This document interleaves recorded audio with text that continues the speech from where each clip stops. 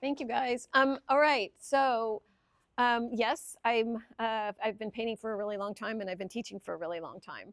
And I started. My background was actually in interior architecture, so I went to school and I had kind of an art degree, and I knew how to design and how to draw and all that.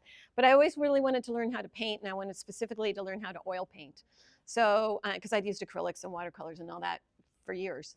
So I eventually I learned how to oil paint, and then I kind of, like I said, I already kind of knew how to draw and all that, so the rest of it fell into place. But long before I found out about cold wax and it became popular, I did my oil paintings in layers. I always worked with layering my paint. So that's what I'm going to show you here now.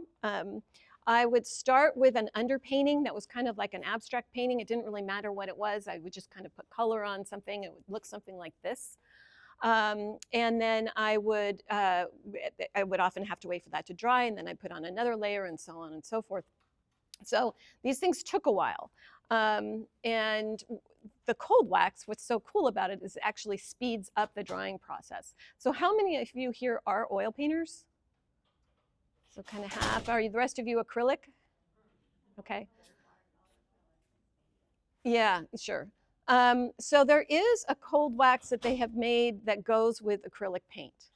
I have not used it, so I can't really speak to it. It's going to act a little differently than it does with the cold wax, but you can get some similar effects with it. So if this intrigues you, it is something that you can apply with acrylic, but it's going to come out a little differently. So I'm going to quickly go through this slideshow because there's so much to show and share with you here.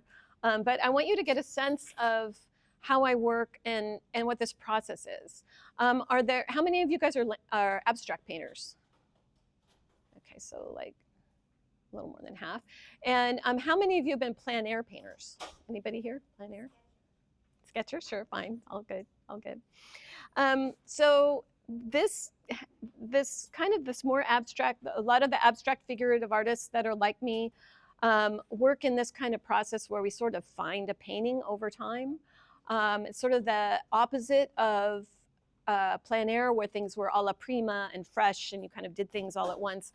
Completely valid experience. I did plein air for years and years, but this is a little bit more of an elongated process where you're not trying to get to the result right away. You're trying to work with it and let it be messy and let it evolve for a period of time to get ultimately a richer painting. It's not overworked. It's just really, really different than that alla prima kind of feel. So I would start with something like this. And then I would start to sketch on a figure. You can see the reference photo there. I try to, when I can, take my own photos. It's usually better that way when it's somebody I know, or I love good lighting, so I'm often trying to get really good dramatic lighting on the figure. I feel like that really helps. It makes the painting process easier because a lot of my figures have strong light on them. But you can see it's very messy, right? There's a lot of coloring outside the lines. Actually, hold on a second. So again, kind of scribbly, you're starting to see her arms, but you can see like I'm not trying to stay in the lines. I'm trying to keep her messy. So that kind of active brushwork that you can get in a more abstract painting. This painting was probably about this big. I'll get that in the figure, and I'll get that in certain areas, and then I'll cut around with a paint on the outside to trim that down. You can see that a little bit here. So I can still have active brushwork in here, but I close it up with what's happening in the negative space. All right, so even though I can have all these really cool marks and everything on the original, they will often get covered up a little bit. And sometimes they get covered up a lot. And Barbara here has been to my other lecture. She's already knows all my jokes, but so I apologize because you're going to hear them again. But anyway, so I'm painting along, and then I'm trying to get her captured in a room, with a view, looking out. That's my concept, right? And so I kind of put this balcony that's sort of reminiscent of a Matisse or something like that, and it's like growing out of her foot. And now I'm getting in the place where it just all feels really tight and enclosed, and I've lost any of the energy that I had in the beginning. So I get mad at it. And then I start over. So it's like the idea of making, I don't know how many of you have heard of that idea of like making a mess and then fixing it. Make a mess on your canvas and then deal with it. So that's what I'm trying to do here, right? So, so now I add a little bit of a diagonal line that gives a sense of depth in space, right? Automatically, any horizontal reads as a horizon line, and a diagonal starts to push us back in space. But I kind of do the same thing. I just lose the energy. I'm staring at it going, this doesn't have any feeling to me in that anymore. It's okay, but it's just kind of okay. So I apologize. There's a couple process photos that get missed, but I kind of basically stenciled over the whole background and put on a lot of thick paint. And I don't know if I was using oil bars at this time. I'm not sure I was using cold wax at this time. I think this is before cold wax. And kind of broke her out of that room and that enclosure. And then you can kind of see the process here. But you know, this took, I don't know, a couple, 2-3 weeks. It's a process. I work on more than one painting at once. So while one's drawing and one's kind of in a stage and I'm thinking about it, I'll be working on another one. And feel free to ask questions along the way if you guys have questions. So here's another one. I was kind of channeling an artist named Brian Rutenberg. I don't know if you know him. He's out of New York. He's brilliant. You should look him up. He's landscape abstract. He does not do figurative. But he has really interesting colors and very rich, luscious color work. And so I wanted this kind of reds feel in this painting and these kind of, you know, jewel tone colors in a way. And so I kind of have her in there, and then I'm looking at it and going, well, the values are so sort of dark. Maybe it's too dark. Maybe I should lighten it up. So I put this on. This was next because I lightened it up. And then I thought, no, I didn't really like that. Now, you remember, anybody who knows oils, it's usually you start with your darks and you build up to your lights. So now I started with my dark. I went to the light. And now I decided I wanted it dark again. So I had to wait for this thing to dry for a while. This painting took a long time. So then I put that on. I start cutting out the tree. I think starting to think the forest tree thing is stupid. So those start to go away. But there's remnants in here, right, of little things that I have back there that start to create what we call a history in the painting and a richness in the painting. And these kinds of marks, when you see this kind of thing, those are stencils. You know, you can see stencil patterns in there. So then I take a picture of it in black and white, and I decide it's too dark. So I lighten it up again over here again. And then I ended up here because I really wanted it to be red. So the name of this painting is She Demanded Red, because in the beginning, that's what I really wanted that painting to be. But again, you can see if I had just, I think you can start to see. And in reality, if you had the painting in front of you, you would really see, because there's literal textural paint on there, right? There's leftover stuff from the layers that were underneath. You would begin to see the richness and that history that's on there.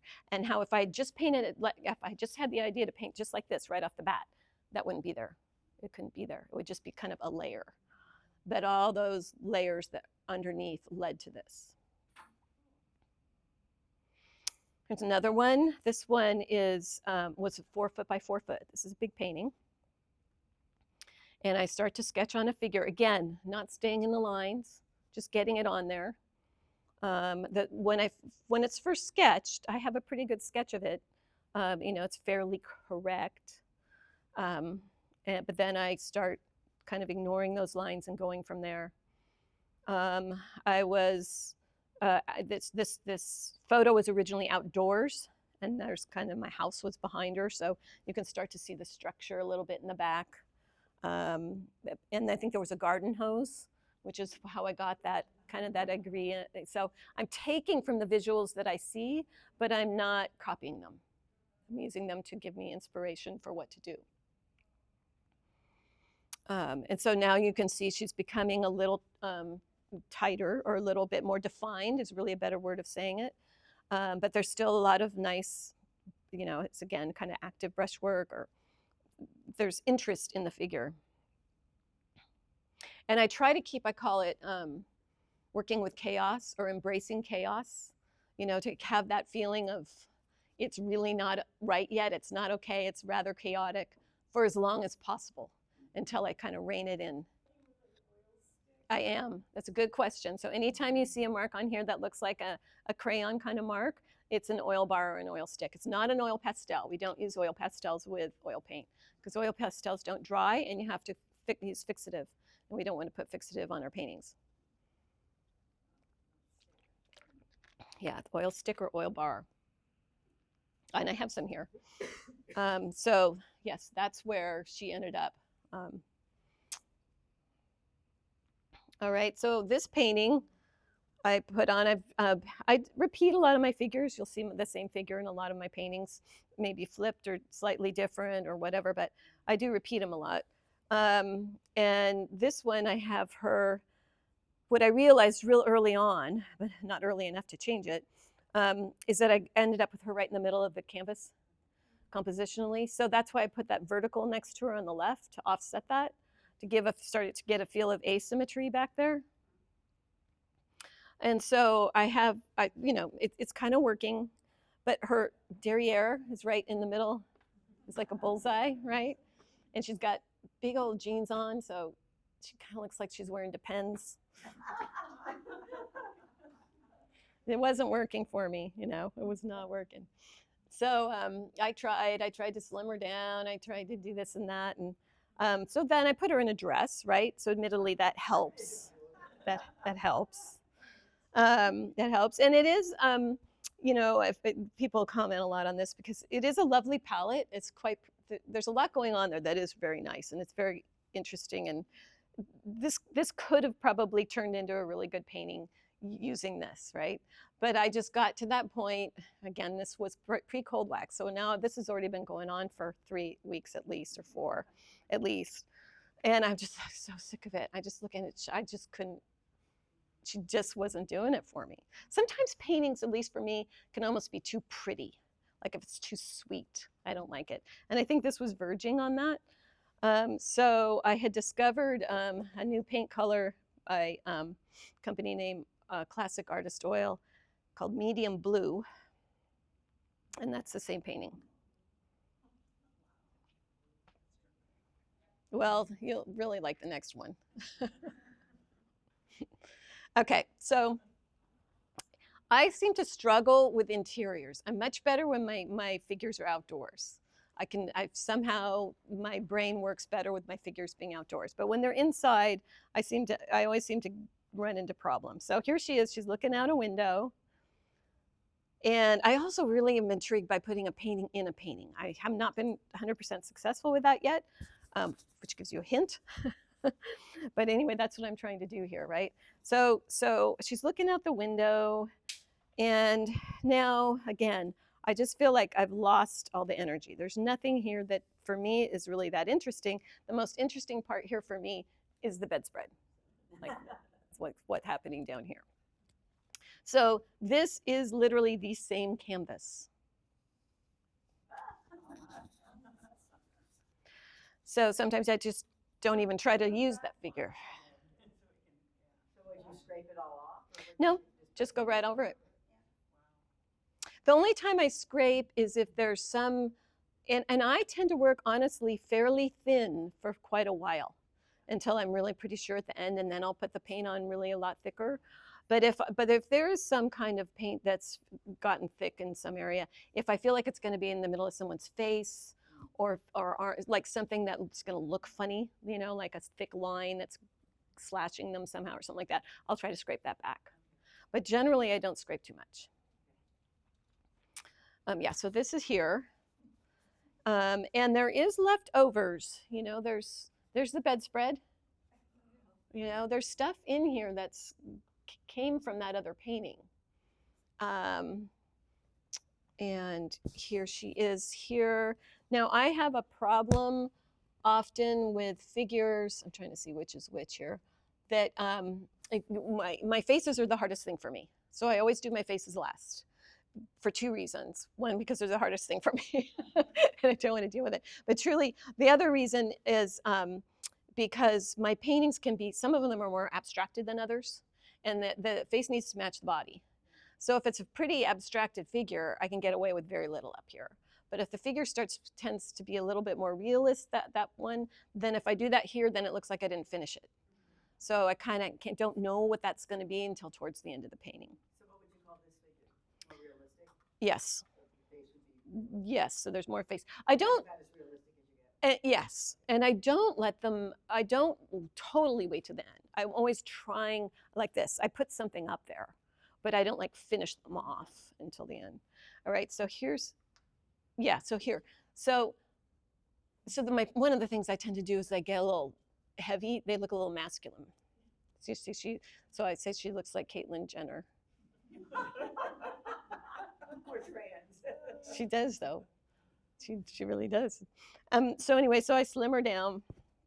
It was a shoulder thing, had to be slimmed down. I actually adjusted her legs here a little, got her face a little bit more feminine, heart-like, took out some of that jaw, and then looked at it and went. So this is the same canvas, and now you can actually see. So that's the finished one, that you put that on top of that? You went back and redrew it. Well, you know what? You're constantly thinking and creating. That's marvelous. Yeah, so this is all started with the girl on the bed. And you can see like the little bit of that chair that Caitlin was on, like that's the arm here of the chair, because I'll scrape back. Now I've got all kinds of stuff to go back to, and that's why I love oil paint, and that's why it's such a struggle for me to use acrylic, because with oil paint, I can put on a layer, and I don't have to decide. I can decide in 4 hours or maybe even tomorrow morning and go, you know what's underneath this? And I can pull back, or I can use solvent and I can pull back and I can find out what's underneath there and get all kinds of really cool stuff. And that's why I'm in love with, one of the reasons I'm in love with oils. And so this is where she ended up.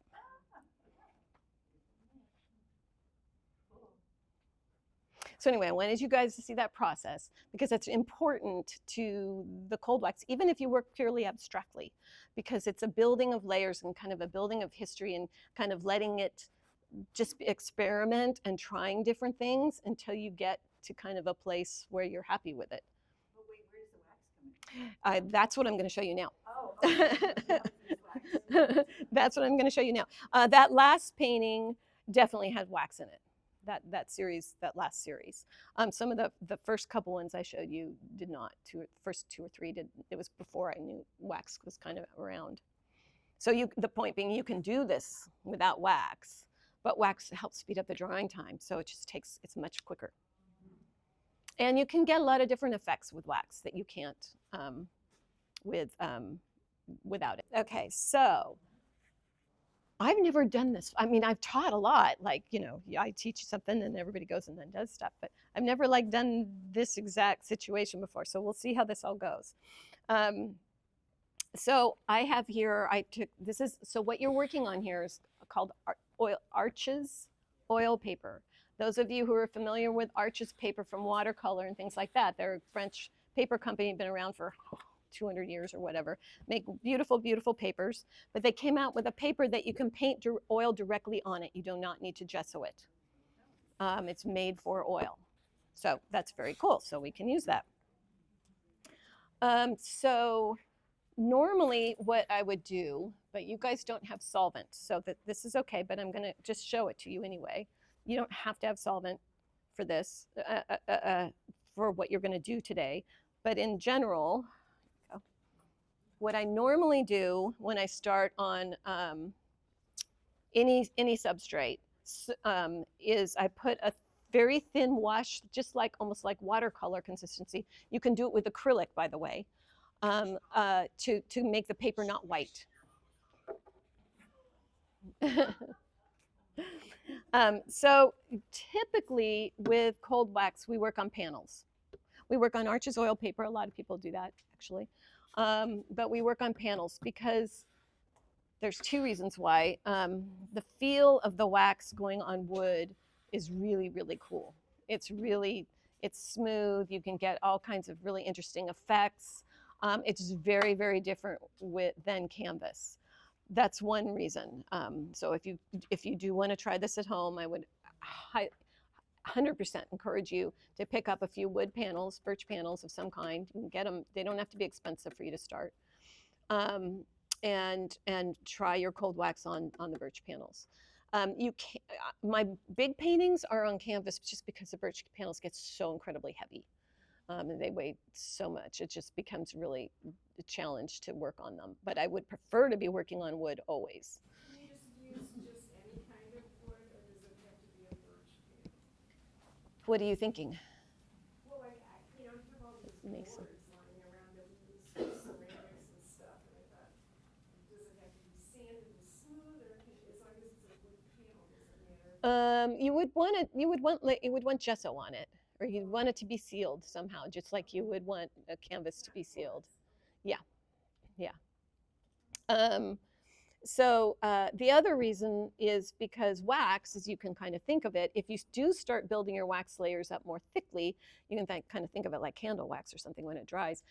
Canvas moves; it's flexible, right? So your wax, if you start to get real thick, it could crack. You could have some technical issues with it. So that's why have I moved out of camera range? I don't know what's happening over there. Yes, you can work. Canvas panel would be a better, it's technically speaking, because it's not going to bend and move. But absolutely, absolutely. But the wood is so much nicer to work on. What about masonite? Yeah, you could do that. Just prep it. Just put gesso on it. Yeah, it should be fine though. Do you buy the wood panels like that are like a thick? They call it cradled. So when they have an edge, it's called cradled. I do because, professionally, because otherwise it's easy. Then I don't have to frame them. There's a lot of reasons for that. But you don't have to. If you want them uncradled and just the flat, it's totally fine. You can buy them on Amazon? Probably, yeah, sure. Sure. Yeah, and Michael's and Hobby Lobby and all those places actually have their own versions of this. There was only one years ago. I can't tell you what brand it was, but I remember there was one that the surface was really slick, super slick, like almost like gloss photo paper or something. I would not recommend that because your paint's not going to stick to it. So just not that super slick one. But I'm not even sure they're making those anymore, so it might not matter.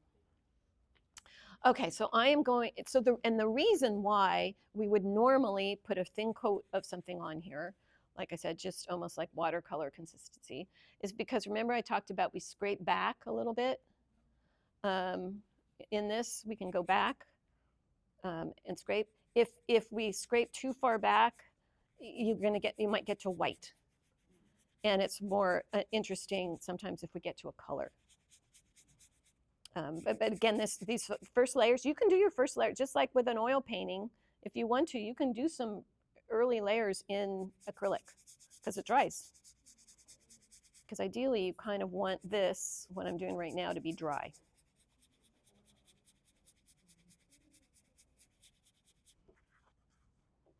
And personally, I tend to like, again, this is totally personal. I tend to like warm colors for my underpainting. So even when I'm on a canvas, I do this for early on. Just because sometimes a little of this ends up coming through at the end of the painting. No, I'm not. This is real with solvent. You can use water-soluble oil you can use it with cold wax. Whoever asked that question. Not yet. So you're just gonna pretend you did this. Because there's certain things I'm gonna show you that you can't do because you don't have solvent. Absolutely. It's solvent. It's called odorless mineral spirits. So they now make, Gamsol's the name of the brand. Different people make it. Theirs, in my opinion, is the best. It's the least toxic of any of them. They've taken out as much as they possibly can to make it harmful. And it has very, very, very little odor. And the thing with the old like turpentine, what they used to use all the time, is it had a really low flash point, which means it could catch on fire real easy. And this is this is very different. They've raised the flash point, so it's not. Which always I can never figure that out. So if any of you are like, I'm a big fan of the Bay Area figurative artists, and they were smoking. They all died of lung cancer. They were smoking like chimneys, and you can see them like the turpentine bottles there. Their cigarettes here. How they didn't light themselves on fire all the time, I have no idea. And that's what you use to thin down the paint. So it's like the equivalent. It's like the equivalent of water to acrylic. But you know how most of the time when you use acrylic, like as you should, at least in my opinion, you use medium, not water, to thin your acrylic. So so now we're going to use cold wax as our medium, or we would use other mediums to thin this. So sometimes we use solvent. We use solvent for different things, but in my studio, I use solvent very, very little in terms of this kind of thing, in terms of painting with it. But there is one thing I do use. You'll see. Can you use water soluble with cold wax? Yes, that's what I was trying to say earlier. You absolutely can. Water soluble or? Which means you don't use solvent.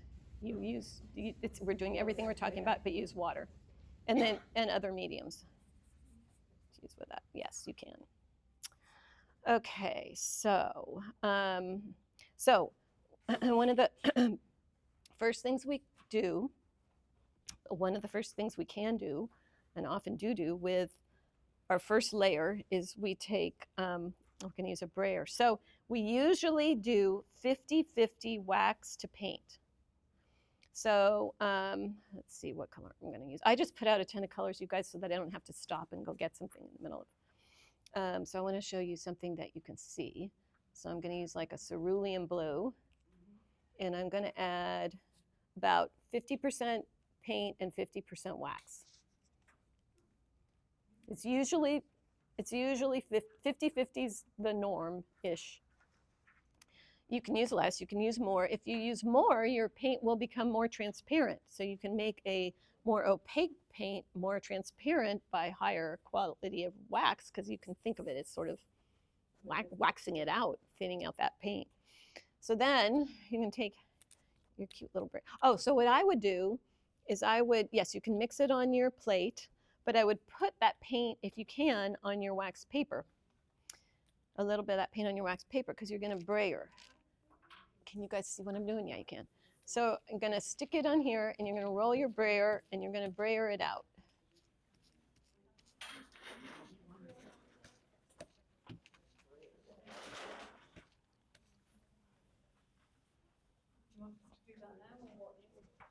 Well, you guys, that's up to you.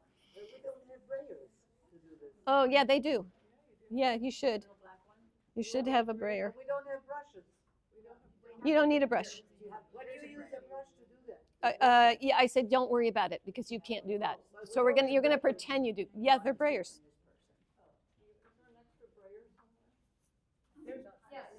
Wherever there's an empty seat, there's an extra brayer. Thank you. This is the wax, right? It's in the cup? Yes. Okay, you're working on two, but we'll work on just Yeah, it doesn't matter. Or you can kind of mentally split it in half. What I was going to have you do is do one side one way and then another side with like a little bit different color. So you could see how colors layered up maybe a little differently, or how you can do this. So yeah.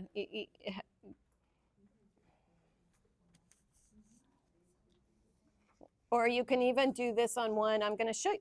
So cold wax is super heavy technique oriented. In other words, there's all these things you can do with it. So you can, which I'm going to show you a bunch of. And some of them you're going to be able to do, and some of them you may or may not, because we don't have the supplies. Because you can see, and I didn't even bring all the supplies.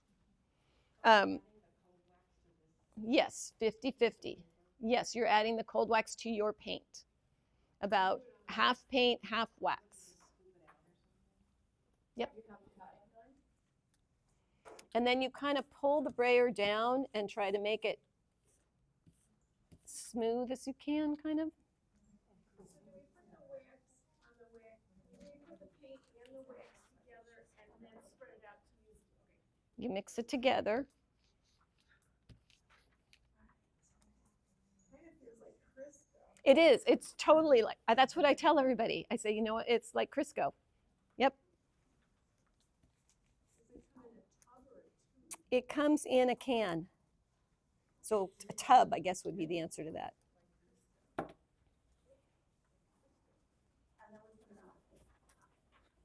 So I can't tell on the thing, but like when I'm doing it on mine, I'm getting roller marks. Are you getting roller marks? Hair? I mean, is that Correct. I don't care. And there are kind of, can you kind of see? There are sort of some marks.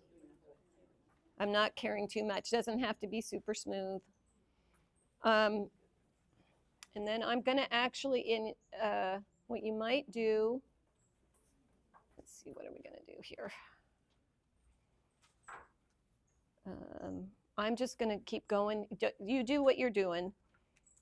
But since I've got two and I've got a lot of things to show you, I'm just going to do more over here. You can, or you can cover half. And like I said, I'm going to be showing you a lot of different techniques. So you can do some of them on one side, some of them on the other, or if you cover the whole sheet, you're going to try them. It's, And did you just wipe everything off with the paper towel before you added a new color? Like the tools, you just wipe them off with the paper towel? yeah, that will work perfectly. I've never used any of these. That's okay. No, that's I was just wanted to make sure I understood the question. You're fine. So I'm going to do this also on my other half in green. I'm actually probably going to move to the panels here in a minute. But I just want you guys to see this. You don't have to necessarily do this, but I'm trying to set it up so I can show you things.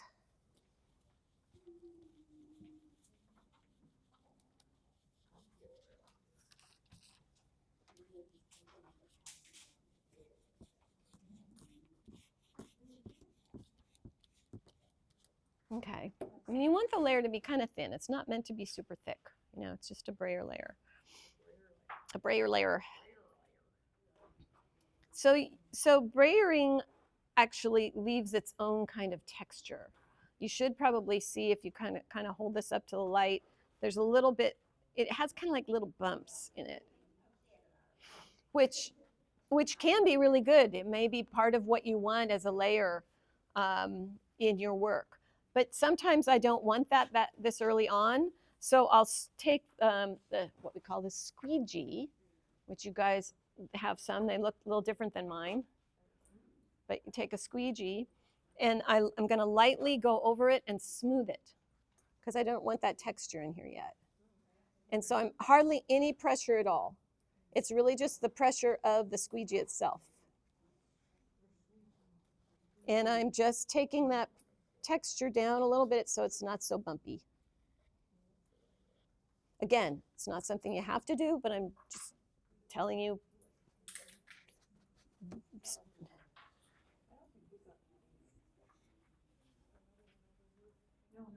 Okay. Oh, I'm just wondering if there's another. Go look around.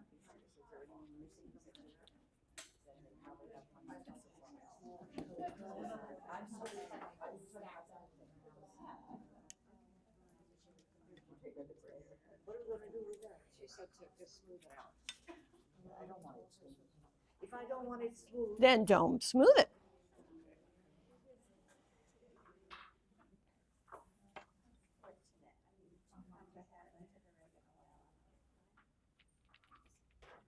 Okay, so now I think you all have white. Okay. So we're going to try something here again. So we're going to mix 50-50 white wax. Make your 50-50 white and wax color. Thank you. I kept green paint in here, darn it. Hold on. Didn't get my brayer clean.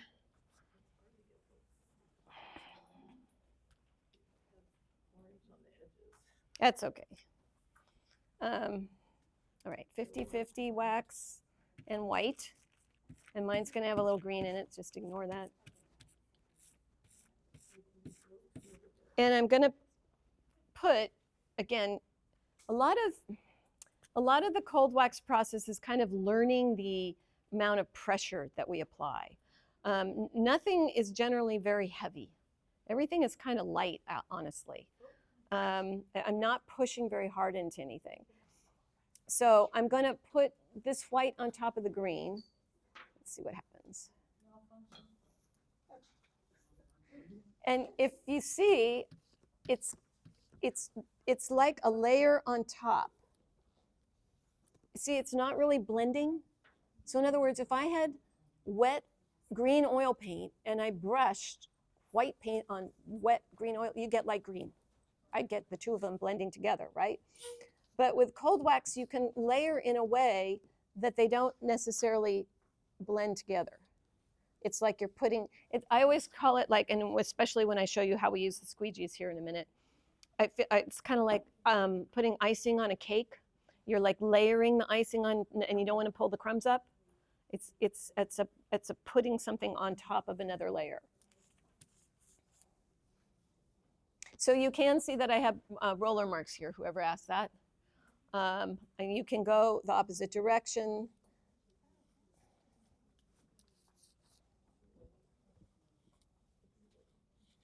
Now, I can't do this too much when I'm talking about these layers, or they will start blending together. If it starts to be too wet, they are going to start to mush. So I can, with the brayer, I can probably do a couple layers right now, but honestly, in 45 minutes or something, I could go on top of it. I mean, it's not like oil painting where I would need to wait, till tomorrow or something to like do something with this. I could just wait a little bit and put another layer. Probably in this class, I could wait and before we're done and put another layer on top of this. And it could be dark. So again, remember, when you normally oil paint, we can't take white paint and then put black over it or red, alizarin crimson or something. Normally, we can't do that kind of thing for a lot of different reasons. But cold wax takes all of that fat over lean and all that stuff out of the picture. So doesn't matter what value you're using. And we're just putting the white on top of our. Yeah, I want you to see if you can it's going to be try to do a kind of a light brayer. See if you can apply it without it blending, kind of just feeling like a layer going over. In a pattern or all over? I don't care. Did you mix the wax with the white? Yes, wax is in everything. Wax is in everything. If you were to use brushes instead of the brayer, is that brush now a forever cold wax brush? They get kind of gross. They kind of get waxy. Depends on how well you clean them. I personally, I use cheap brushes. I buy brushes on sale. I don't even like Hobby Lobby, but I go to Hobby Lobby because I can get, a big brush like this. Where's my big brush? Like this for $7 or something like that. You could come up and feel this if you want later or whatever. You can feel, because I use wax in this and it's not horrible. But yeah, they can kind of, especially if you're using natural bristle, like the hog's hair, they get a little gross. What do we use this for? I will get to that. Oh, and you will get to this too. Yeah, I'll get to all of that. I'll get to as much as I can anyway. Okay. Okay, so, but what I wanted to show you on this initial paper here is that concept of going from, you can change values, you can change color, you can change color temperature. Let's just try this really quick. I'm going to see if I can do this without even waiting. Can somebody help me with time? It is 10 after. 10 after, I don't even know when I started. 10 after 2? And when do I go to? How long do I go to? We should clean up about 3 o'clock. Okay, so I've got an hour. Okay, let's grab another brayer. I'm just going to try this. So yeah, there's other ways to apply the paint besides brayer. This is just one thing, and it's often, I often use it as an initial layer, but I can also use it later on, as I'll show you. So I'm just going to show you this, if I can even do this right now. And if I sit there and I scrub, like I keep going over it back and forth, it's going to blend everything together. So I don't do that. You notice I kind of put it on, go back, get more, layer it on lightly. I'm not going to get a real dark layer of cadmium red light here on this, but I can cover some of that. And it did go into the white a little bit, so it got a little pink, but that's okay, kind of interesting. All right, you were asking about some of those little scraper tools, so I'm just going to show you this right off the bat since this is all nice and wet here. Let's see if this shows up. All right, so that's one of the scraper rubber tools. So you guys can see that, right? The circle, right? So that went back to my green layer, which is my first layer, which is interesting because it didn't go back to the orange. Remember, I colored this first. I soaked the paper with like red or orange or something. I didn't go back to that. It went to the green.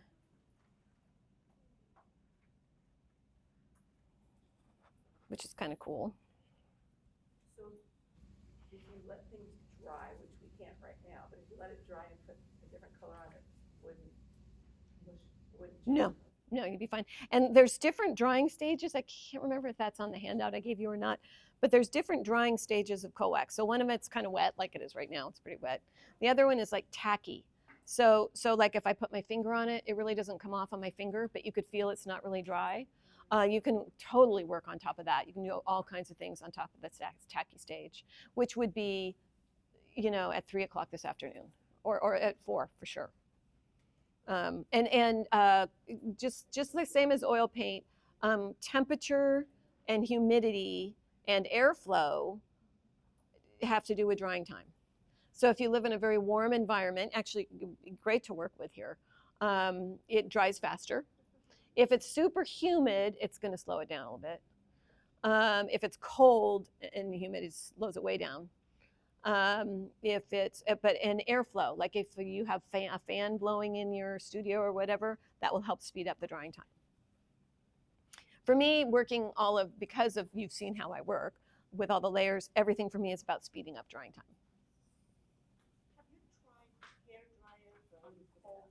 You can't use the hair dryer with this. That's only with acrylic. Oil paint doesn't dry that way. It doesn't evaporate. It's a molecular change within the paint that takes time. Yes. No, it's more about like how it speeds up the evaporation and stuff like that, but not hair dryer. Don't use hair dryer. Do different colors of oil paints? Yes. Yeah. Yes. Some are thicker. Some will dry faster than others. Even though this helps even out the drying time, certain colors dry faster than others in general. Okay, so I'm going to move now over here to one of these guys because I've got a lot of stuff to show you. So this is just a panel. So now this is dry. Okay, this is dry. This is, can you see? You can see this. This right in here is super textural. And it's dry. So we're going to see what happens with some other techniques here. Let's see, what do I want to use? Let's use this. I kind of like this.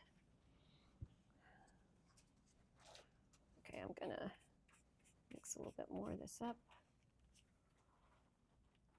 Some of this in here. See if I can get a color I like. And did you say when you buy the wood panels, you still have to gesso them or not? A lot of them come pre-gessoed. So but if they're not, if they're not sealed at all and it's raw wood, then you need to seal them and gesso them, yeah. If you guys decide you're interested in this process and it's something you really want to try, I highly recommend you get there's a book, oh, I didn't bring the book, that's Cold Wax Medium book. There's by Jerry McLaughlin and Rebecca Crowell. I think that's in that material, that sheet. And it's kind of like the Bible. It has all these techniques that I'm showing you and more. And it has all these rules and not rules, but you know what I'm saying, all the things that I'm telling you. to and if you're serious at all about it, that book's a must. Okay, so now I'm going to, instead of using the brayer, I'm going to use the squeegee. And I kind of came down here and picked up some paint along the edge. And I'm going to pull it across here. Now, you guys, you could put texture in here. What we should do right now, actually, before we do that, let's do this. Okay, hang on a second. Give everybody some of this stuff. Perfect. Okay. If you can all, everybody like take, I don't know, you're gonna maybe have to share a little bit. Take like a part of this. Like that, kind of like that. You're gonna have to maybe, I don't know how much you're gonna get out of all this, but take a bunch of this. This is parchment paper. I don't know. You're gonna have to share. I'll tell you. Yeah, see what you can do. Try to share. You're gonna wad it up in a ball. You're gonna just crumple it all up.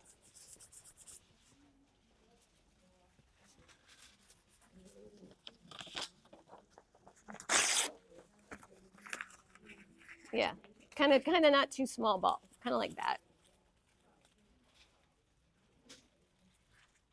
Let's go back here and get this. And so you're going to take that on a corner of what you've just been doing, where it's a little thicker, and you're gonna just go like this. Can you see on the screen? I'm making marks on that.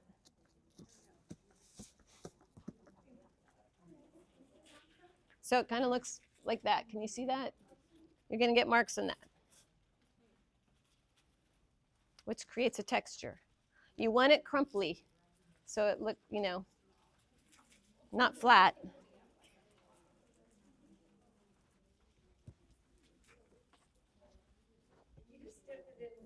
You're not dipping it in anything. You're just dipping, yes, you're dipping it on you're crunching on your, yes. So this is what, sorry, I keep thinking I have to show this, but you guys can see it down here.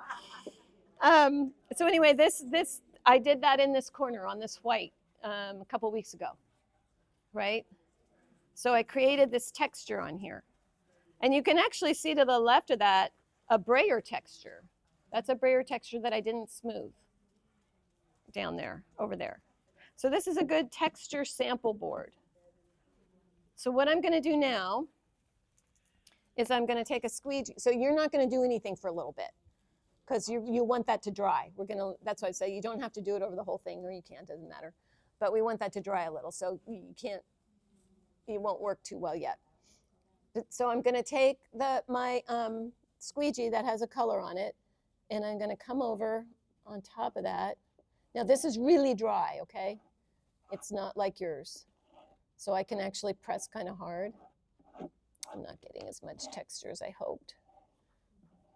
But you can see, oh yeah, I actually am. See how it's filling in like the nooks and crannies? And I'm getting these like light and dark areas.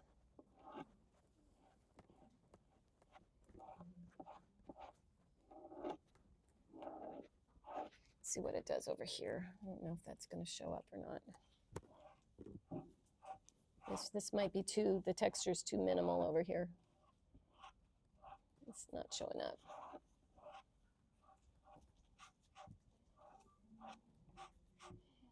Yeah, it's real smooth, but that actually is good contrast. So you see how in this area where the underpainting's smoother, the difference, right?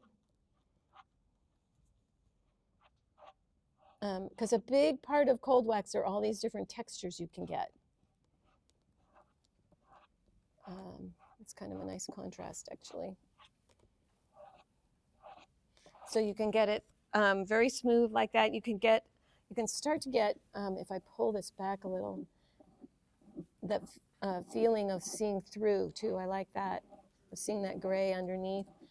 And it becomes, the wax starts to make it a little translucent.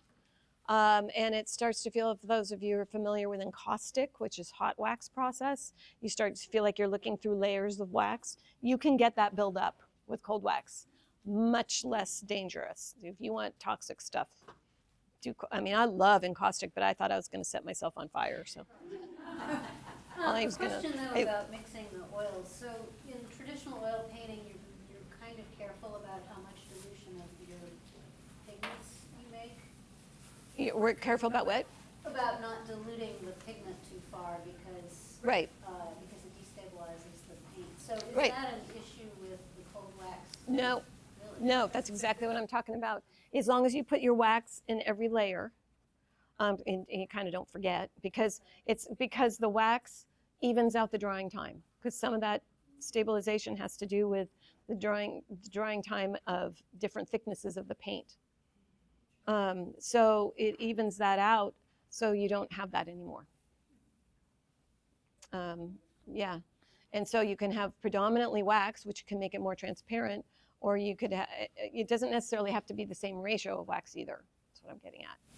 Can you have a cold wax layer on top of non-cold wax layer, or would that be? If the oil paint is dry, because the cold wax speeds up the drying time, you don't want some layers under here where it's drying slowly, and it's not, and then you see you're going to get the cracking issue, the elephanting or wrinkling or something. You're going to get some issues technically with that. But if the oil paint is dry, like if you have an old painting, because I've done that, like an old painting that's a couple years old or whatever, and that I never finished, or I don't know, I don't like, or whatever, I'll go over that with cold wax. Yeah. Just plain cold wax? No, I mean I'll start painting. Yeah. You could use just plain cold wax to create a layer and then start on top of that. Some people do that too. Yes. When you measured it, when you had the dry layer of wax, how much would you say you took that right to dry? Well, I did this one, and this is, a couple weeks old, but to really dry hard, it kind of depends on that weather thing again, but I would, if you really wanted it to dry hard, I'd say like 4 or 5 days. But that doesn't mean that I couldn't go. I mean, I don't wait that long to continue on my work. Sometimes I'll go on that afternoon or the next morning or whatever, but it's more like that dry, tacky stage. Do you have like a trick of the a little bit and see if it's something like that and tell, or it's really every line? Well, dry is dry, so you can feel like this is. Yeah, but I mean, like. That's like really dry, right? Right. Yeah. Process. Yeah, in the process, well, maybe you'll be able to tell by the end of this class if this gets a little more tacky, what it feels like. But certainly you can take it home, and even tonight, you'll know that it's kind of dry when it's when you touch it. It feels a little tacky, but you don't get the paint on your finger. Okay, that's good enough. Yeah. And we're waiting to use these. If you want, you can go ahead and take some of that paint any paint that you've mixed up with the cold wax, and try it. Now your paint's a little wet, so the thing with the brayer, I mean that we call them squeegees, sorry, is if your paint is super wet, sometimes it blends. And remember, this is all what we're trying to do, is put a layer on top of a layer, not necessarily blending it. It's fine to blend if you want to. Let's see if we can get a white back on this. When you're doing the layer on the layer, you scratch into it to. You can, yes, or pull back. I'm going to show you a couple ways of doing that. So I'll see if I can. I need to mix up just a little more paint here. Hold on. More white, a little more wax.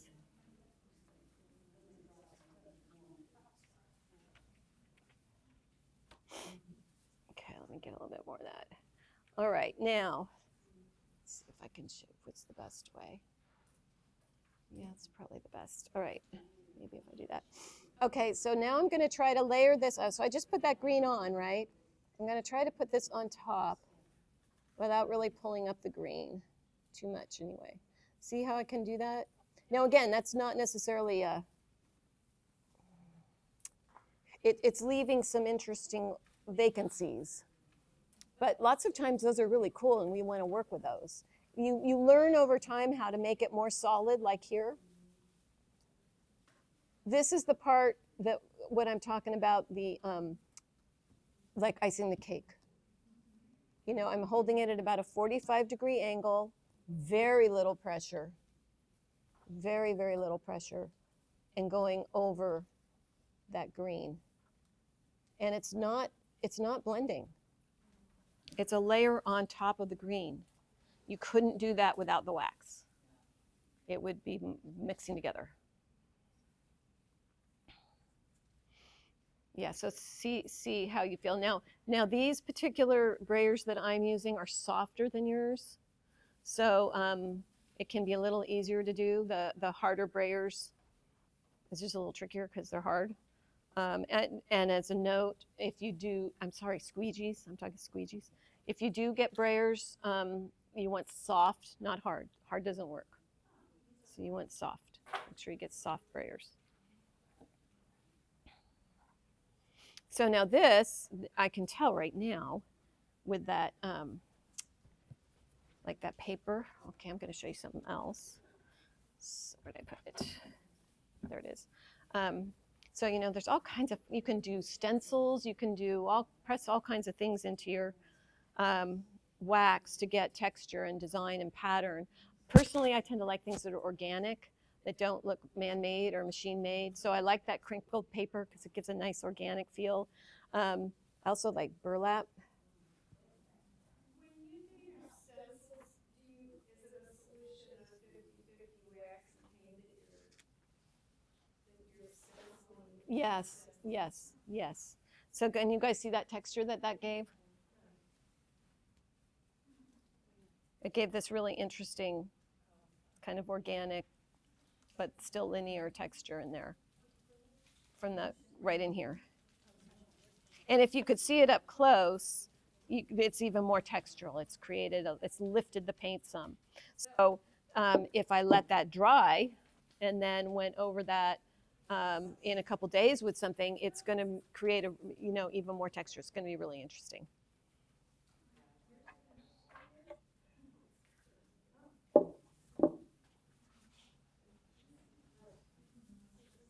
Okay. All right, let me do something else here. I definitely want to do this. So hold on a second. I got to mix up some color.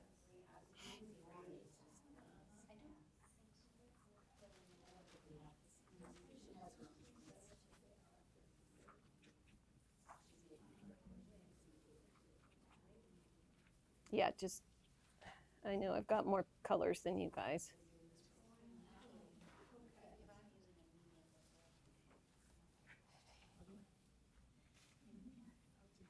May I ask you a question? Of course.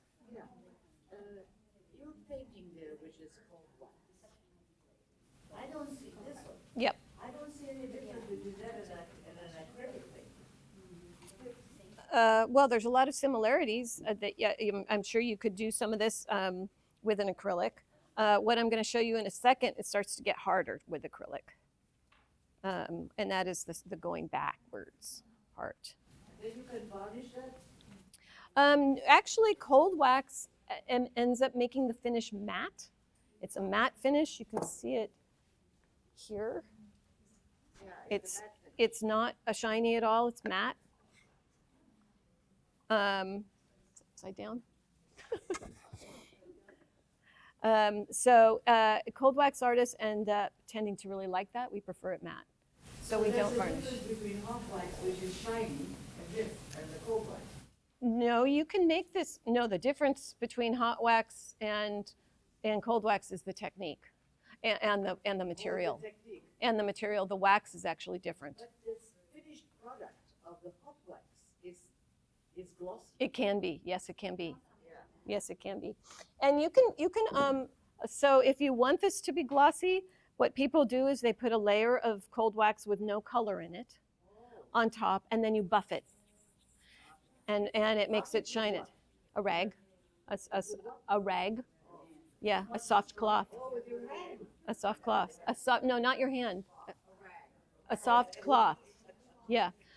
Yeah, once it's dry, you buff it. And people actually do that with people do that on top of acrylic paintings. They put cold wax on top of acrylic paintings and on top of oil paintings and varnish them that way. So it's used for that. You would put the cold wax on top after everything is dry. Yes, Sharon. I was just gonna note that conservators like you to use things that can be walked back. Oh, yeah, removed. Yes, yes.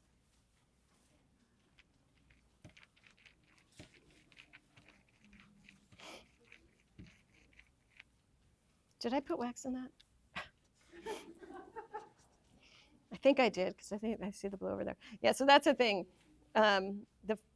You forget sometimes. But generally you can tell because of exactly what we were just talking about, as a matter of fact, that usually if you haven't put wax in it, there's a certain sheen to it. And this, if I did put wax, I didn't put enough. And if you put the wax in it, it cuts that sheen down and it's much more dull. And that had too much sheen.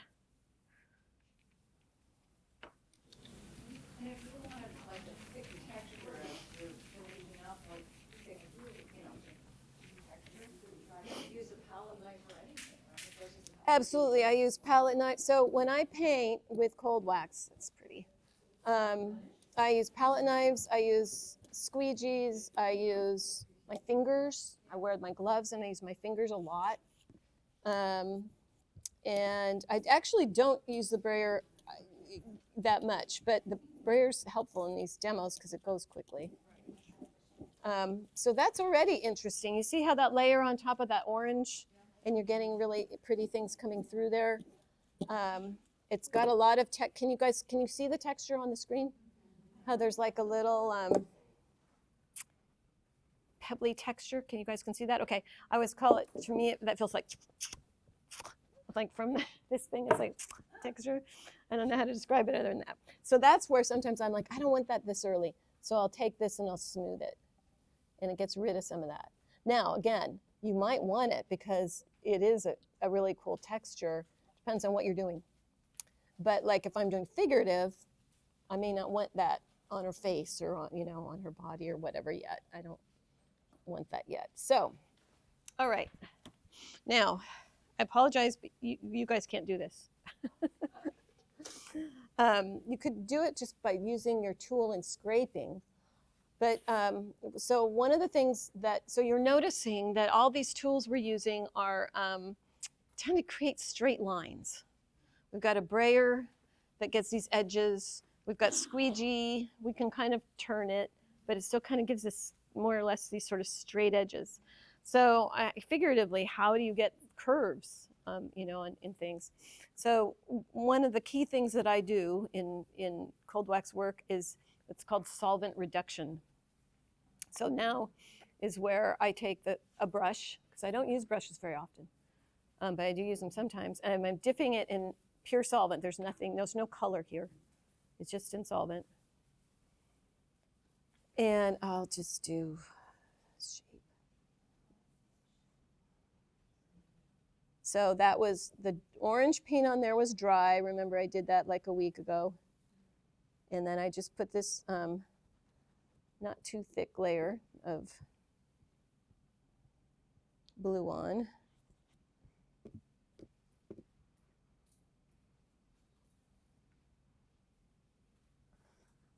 And I'm just brushing solvent on here. Yeah, so the under layer in this case happens to be really dry. Right.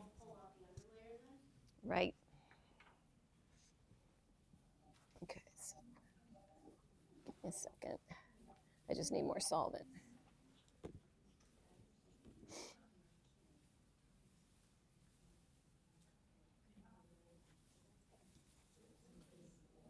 There we go. Now it's not perfect always.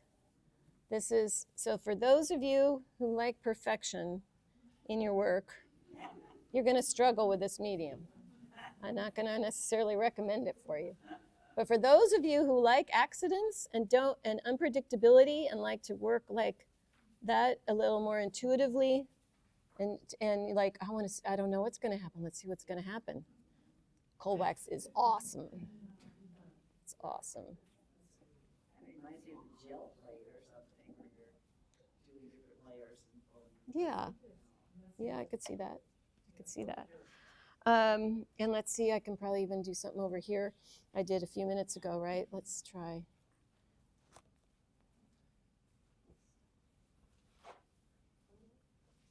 Now, so the longer something's been on here, the more dry it is, the less easy it is to come off. Yeah, so this has that gray under it. It's not coming off right away. But if I let that sit there for a few moments, it'll start to come off more. It's like the solvent's dissolving it, you know? So if the, well, let's see what happens here.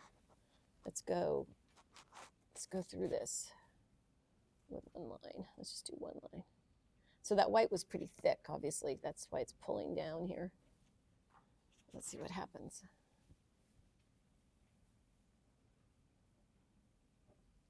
I'm trying to see where that's going back to. Okay, so it's going back to the white. Remember it was white under here? And there's a little bit of the green. So in other words, it went through the green because the green was still too wet. The orange was dry, so it went to the orange. This is going to go back to gray.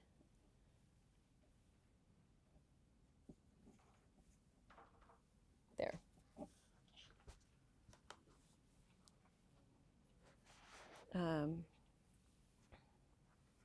Okay. So that solvent stuff starts to become, so here's, it's going to look familiar to Barbara, I think. This was a demo that I did a few weeks ago. Now this is dry. So what would I do here on this, for instance? Let's see. Let's get something lighter. So how did you draw the figure though on this? Good question. No, it is a good question. So usually what I'll do is, it's a really good question, and I should address that. I'll have a few layers on of paint, you know, that I've done, like I've shown you, like 2 or 3 maybe layers, some of them textural or some of them maybe a little different colors. And then I'll actually and then I'll let that dry. Generally, I do it sometimes when it's not completely dry, but it's easier when it's dry, like this one's dry. And so I'll either sketch the figure on with paint, you know, just start to kind of just a watercolor consistency paint here of, you know, or with charcoal. You know, just And that's without wax. Yep, no wax, just like I'm sketching it. Good question. You know, kind of here. And it's a light sketch, and hard to talk and do this at the same time. No, this is dry. No, it's okay. It's okay. It's okay.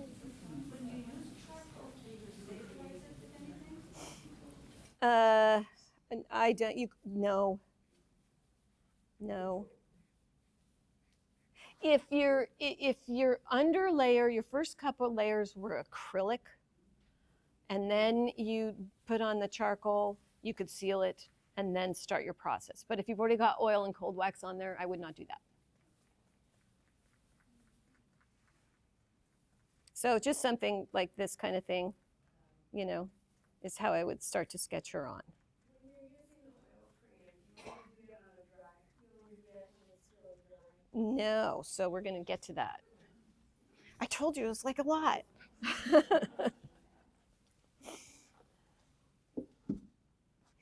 Okay, gonna need more white. Oh, you know what? Let's do this. Hold on. We're gonna change this up, totally change this up.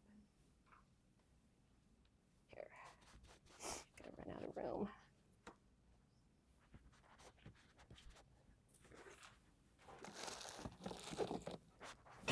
So did you use a brush on that at all up to this point? This? Yeah. Yes, I used the brush to sketch her on. And then I think I showed some solvent reduction on this and did a couple things on that. So, but mostly, no, I mean, a lot of it's, wait a minute, I don't want that. All these other tools. How do you get oil paint off your clothes? It's too late. No, I want them off my clothes. She's like, no, I'm gonna get off my clothes. Dawn Power Wash.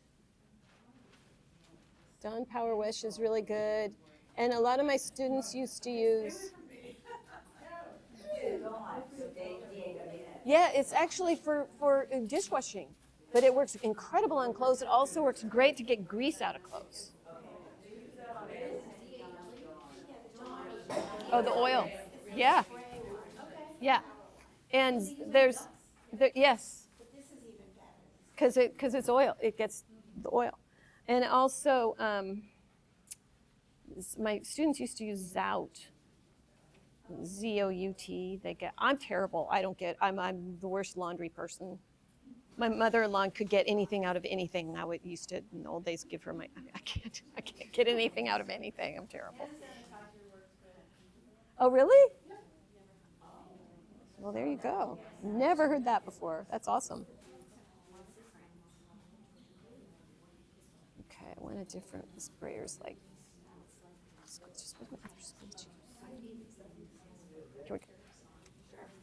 Okay. And some new squeegees. All right, let's try something really different here. I'm gonna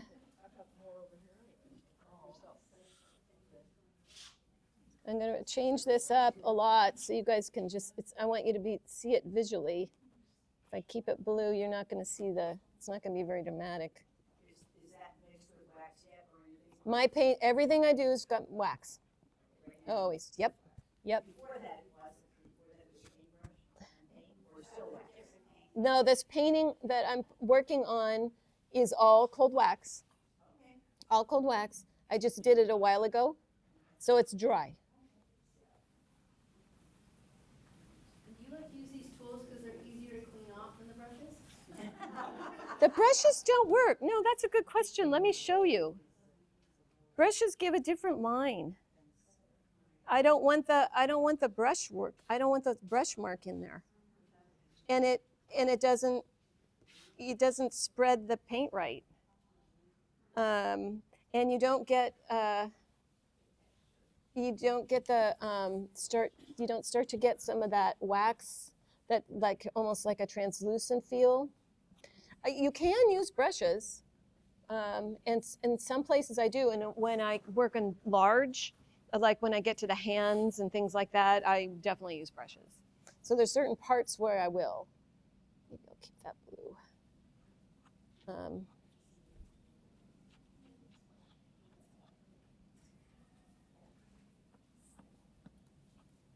I always say, there's so many colors of the sky besides blue, and to make something interesting. Blue's too predictable.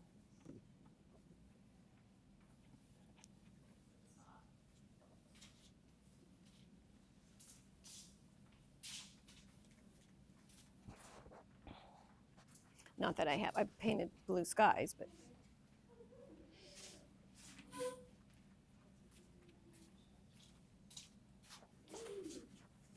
Okay.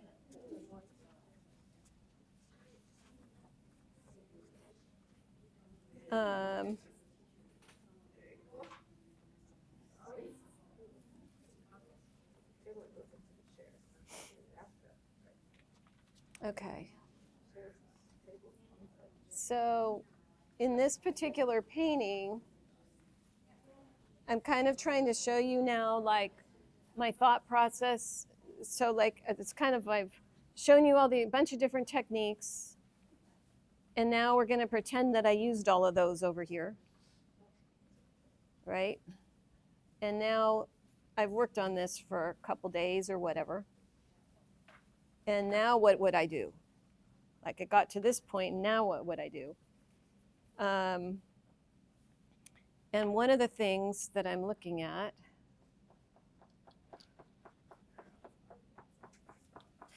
I'm not even gonna wipe that off, I don't care. Is what if I do this?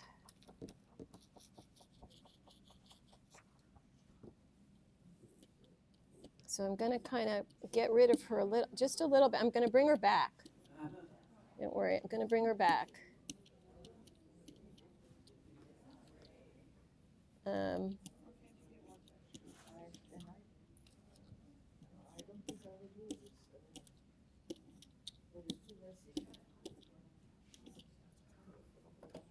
yeah, it's messy. Well, there's no doubt about that. There's no, it's not messy. It's for those of us messy painters. That's a China marker, I think. Is it charcoal or is it a China marker? Yeah. It's wax, I think. Okay, so now I can go through her. Yeah. Yep. Yep. Yes. So again, I'm sorry you guys can't do this, but there's only so much we could do with materials here.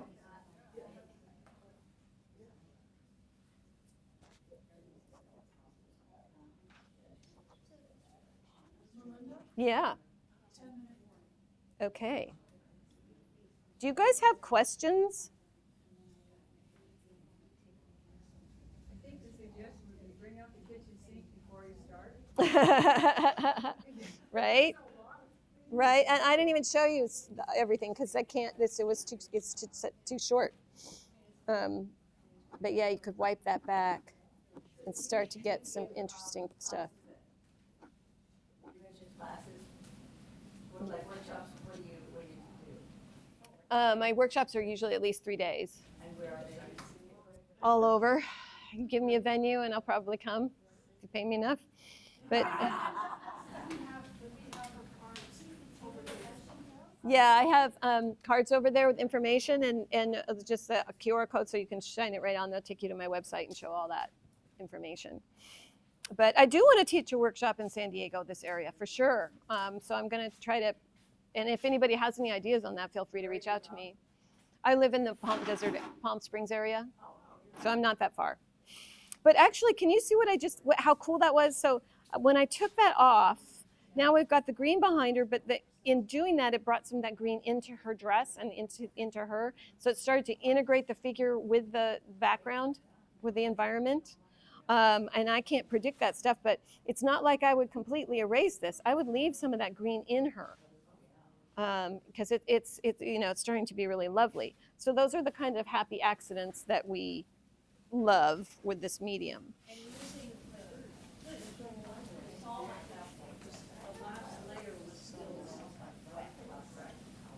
Yes.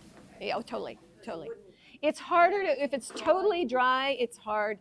You can let it sit there for a while and start to soak through and dissolve it. But it's easier to do it when it's tacky. You can still do it easy, and wet you can still do it. And just for the China marker, for those question marks, it's a really good tool when you want to make a line. So I prefer to have line in my work. So I might want, down here, some kind of, line or something happening. And you can do it kind of wet into wet. So this is a great way to draw. Sometimes I will resketch the figure or resketch whatever it is I'm working on and pull the China marker in and use it. I use this in regular oil painting work as well, too.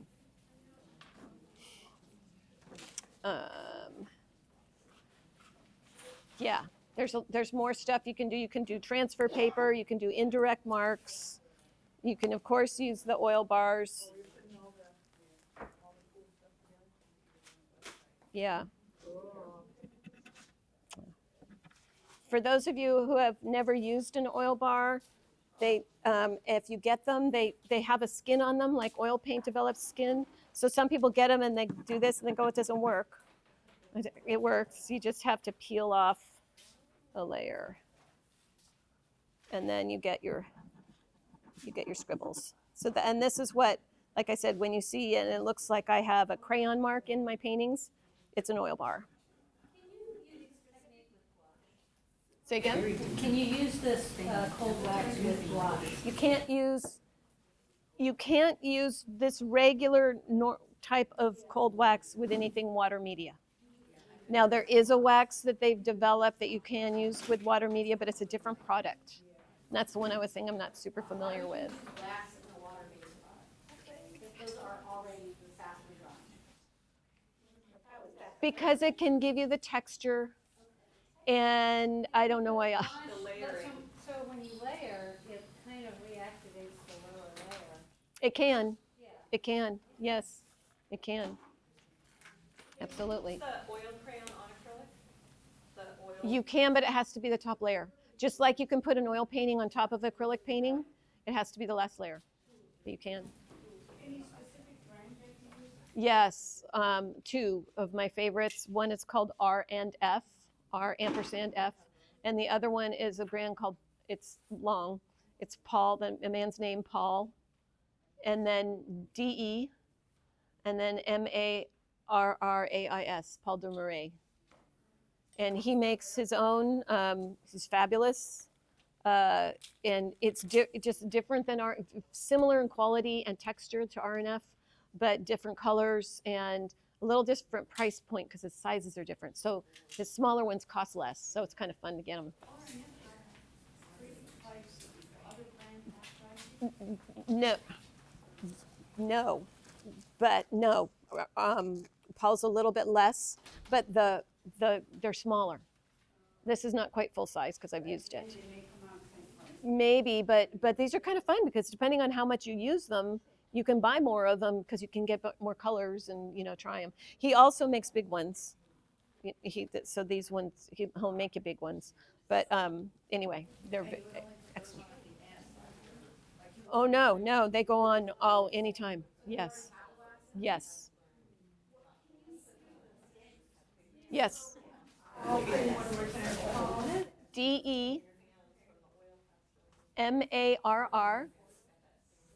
DEMARRAIS, Paul de Marais. R and F. Again, oil bars or oil sticks, not oil pastels. There are other, Sennelier makes them now, and not Winsor Newton. Somebody else makes them. Oil stick, they're not oil pastels anymore. They've got some kind of. Yes, they're like crayon-y. Yeah. You can kind of multimedia. You can do that. There's also what they call a gel pen. Oh, yeah. A gel something by King Art. King Art you can use. Oh, okay. I guess it's smooth and creamy. Yes. Is that it? And it just has to dry. And the oil pastels don't dry. They need a fixative. That's why. What was the oil crayons? Plastic oil that you said you liked so much, the new blue color. SEVRES. Sevres? It's just called Sevres, I think. It's different than any blue. God, it's so gorgeous. It makes you like heart pound. Gambling came out with about 30 new colors. So that's oil paint for you oil painters. They came out with about 30 new colors. Anyway, one of them is called Sevres Blue, and it's like a combination of, it's not ultramarine and it's not cerulean, and it's just really gorgeous. It's gambling. And they also came out with hot pink, which I have yet to get my hands on. Hot pink, like shocking, like neon. Yeah, like, yes. They came out with hot pink and hot violet. But they're sold out. I can't get my hands. I need to. Yep. And they also came out with I get really excited about this. It's so funny. Neutral. It's called neutral white. It's not their warm white. It's neutral white, but it is a beautiful warm white, and it's really great as a starting white for skin tones. For those of you who do figurative, it's great for skin tones. Neutral. Call it neutral white, but it's pretty warm. But it's not warm white. All right. I could go on forever, but I know they'll kick us out of here. So Yeah, you're welcome. How I'm okay on time? I mean, like, yeah. So I'm gonna sort of start cleaning up because I need to do that to get out. But feel free while I'm doing that to ask me any questions you want.